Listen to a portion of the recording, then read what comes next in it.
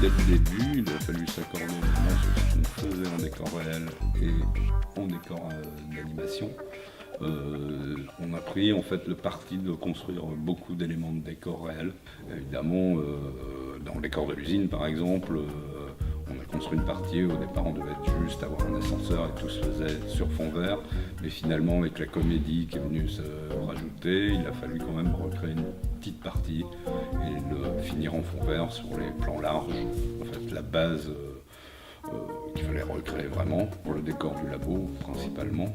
Donc là c'était un petit challenge parce que c'était assez compliqué finalement d'arriver à matcher l'ancienne version du dessin animé, de se mettre d'accord en fait sur l'artistique. Le temps de construction, de réalisation, c'est en gros sur 2 mois, sur 8 semaines. Évidemment avant la préparation, on travaille pas mal avec Thomas au niveau des lumières pour se caler les choses impeccables. On a eu une relation très proche parce que lui a voulu faire des essais assez rapidement évidemment pour voir ce que ça pouvait donner à l'image et on travaille en permanence avec lui vu qu'il utilise des fiches particuliers, etc. Donc on est tout le temps en train de se poser des questions et de se donner des réponses ensemble.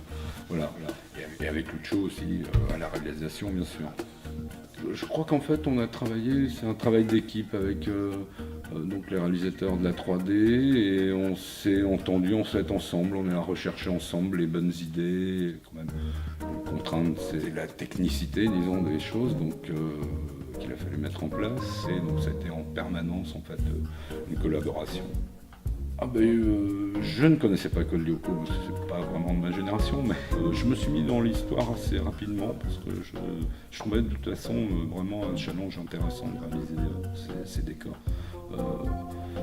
Ça valait vraiment le coup de se pencher, c'est vraiment original, c'est pas souvent qu'on a l'occasion de faire des décors de science-fiction qu'on fait peu en France en fait, donc ça vaut le coup. Et chaque travail est différent, donc en fait l'expérience compte pour la mise en place générale des choses. C'est un produit particulier, donc en fait mon expérience est juste dans la gestion des équipes et tout ça, mais là il a fallu vraiment s'adapter. Moi j'avais jamais travaillé vraiment avec la 3D aussi poussée finalement.